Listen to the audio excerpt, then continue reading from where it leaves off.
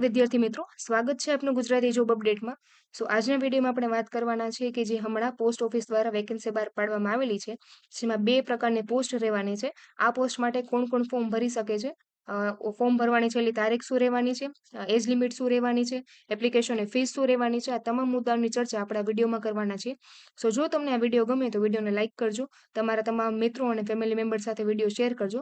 જે પણ લોકો સરકારી ભરતીની તૈયારી કરે છે એ લોકોને આ વિડીયો સેન્ડ કરજો અને આપણી ગુજરાતી જોબ અપડેટની ચેનલને સબસ્ક્રાઇબ કરજો. તો ચાલો વિડીયોની શરૂઆત કરીએ.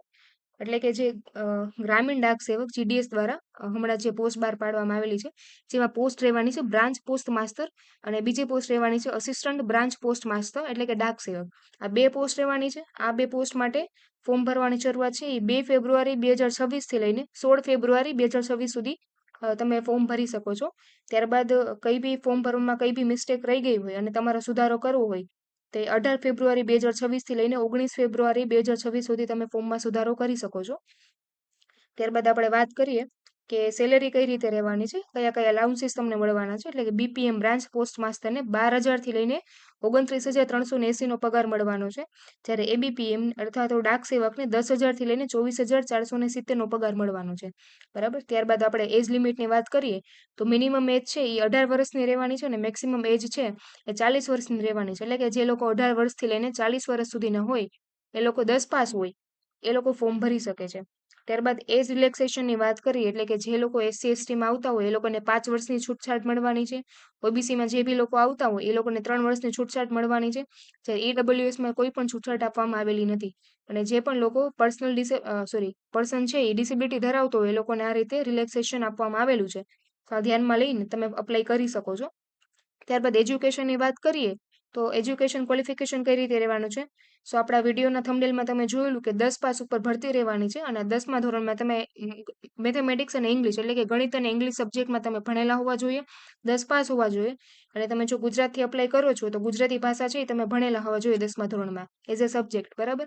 એટલે તમે એલિજિબલ છો અને તમે 10મા પાસ ઉપર તમે એ વેકેન્સી માટે ફોર્મ ભરી શકો છો, અપ્લાય કરી શકો છો.